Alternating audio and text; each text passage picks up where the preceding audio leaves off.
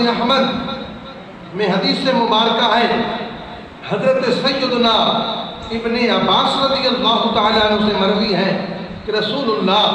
صلی اللہ علیہ وآلہ وسلم نے فرمایا جنتی عورتوں میں سب سے افضل ترین جو عورتیں ہیں وہ یہ ہے حضرت سیدہ خدیجہ رضی اللہ تعالی عنہ،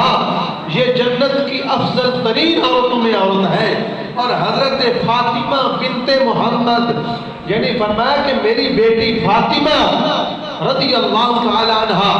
یہ افضل ترین عورتوں میں عورت ہے۔ اور اسی طرح فرمایا کہ جو حضرت فاطمہ رضی اللہ تعالی عنہ کے بعد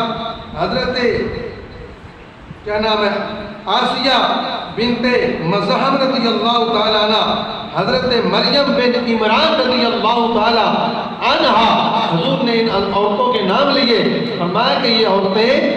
افضل ترین جنتی عورتیں ہیں، ان کا مقام بہت بلند ہے۔